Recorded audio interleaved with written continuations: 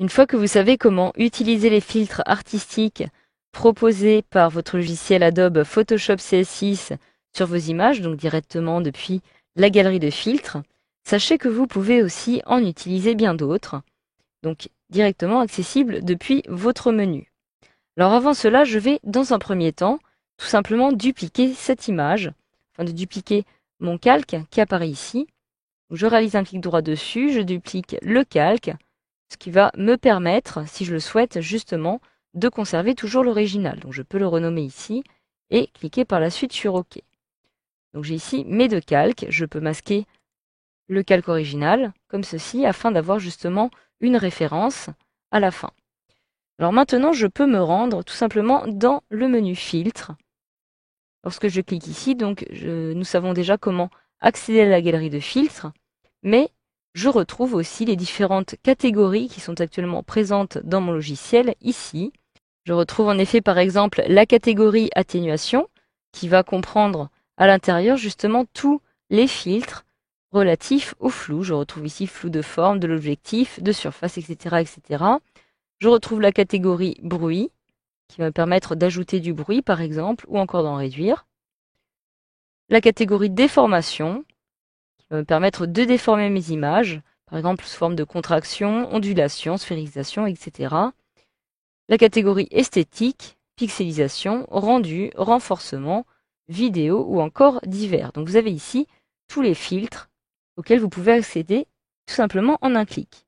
Donc admettons alors que je souhaite dans un premier temps apposer sur mon image un filtre de déformation et que je vais choisir sciemment.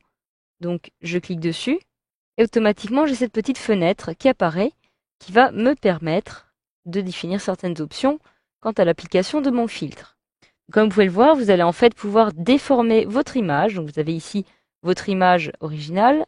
L'image que vous allez déformer va apparaître ici sous forme d'aperçu dans un premier temps, jusqu'à ce que vous cliquez sur OK pour valider les modifications. Au-dessus, vous retrouvez ici une petite grille. Vous allez devoir utiliser justement pour déformer votre image.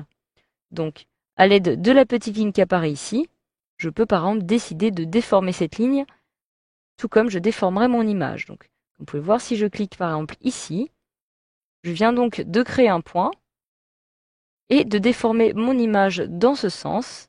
Et si j'observe l'aperçu qui apparaît en dessous, eh bien mon image est déformée dans le même sens. Je peux maintenant décider d'ajouter un deuxième point, par exemple ici. Donc il me suffit de cliquer et je peux maintenant modifier ce point en le déplaçant comme ceci. Et là, vous voyez, j'ai un effet de S, un S inversé, que je vais justement donner à mon image et que je retrouve en effet ici dans l'aperçu. Donc maintenant, si je clique par exemple sur OK, eh bien, je retrouve mon image qui a été totalement déformée en fonction de cette option de cisaillement. Donc de la même façon, maintenant, je peux retourner à l'image originale, donc tout simplement en utilisant le raccourci clavier CTRL-Z, qui me permet justement d'annuler cette modification. Et si je retourne dans la liste de mes filtres, je vais retrouver d'autres catégories. Et par exemple, cette fois-ci, je vais me rendre dans Atténuation et je vais choisir le flou de surface. Donc, je clique sur flou de surface. J'ai ici de la même façon une petite fenêtre qui apparaît avec les différentes options à l'intérieur. À l'aide de la petite main, je peux décider de recentrer cette image, mais aussi de réaliser un zoom arrière en cliquant ici. Ou si je suis allé trop loin, je peux réaliser un zoom avant, cette fois-ci en cliquant sur le petit plus. Alors j'ai ici deux possibilités que je vais pouvoir modifier afin d'appliquer mon flou de surface sur mon image. Je retrouve ici le rayon qui va être compté sous forme de pixels et en dessous le seuil, cette fois-ci sous forme de niveau. Dans un premier temps, je peux décider d'augmenter le rayon, donc comme ceci. Par exemple, je l'augmente à 46. Donc en fait, rayon et seuil sont étroitement liés. Donc je viens d'augmenter le rayon sous forme de pixels de mon flou de surface, mais cela va forcément être pris en compte lorsque j'augmenterai le seuil. Donc en effet, si j'augmente maintenant le seuil, j'ai le flou qui apparaît. Alors si maintenant je le réduis à nouveau, comme ceci, comme vous pouvez le voir, le rayon prend beaucoup moins de pixels en compte, et donc le seuil n'est pas appliqué de la même façon. Donc de la même façon, je peux aussi réduire un petit peu le seuil, afin d'appliquer un flou un petit peu plus doux. J'ai donc l'aperçu qui apparaît ici. Donc si cette nouvelle image me convient, je peux alors maintenant cliquer sur OK pour valider. Je viens donc d'appliquer un flou directement sur cette image. de façon à donner une impression un peu plus charmante à cette dernière. Donc, comme vous pouvez le voir, en plus, il s'agit d'une image qui respire le bonheur. Et donc, mon flou de surface se marie très bien avec cette image.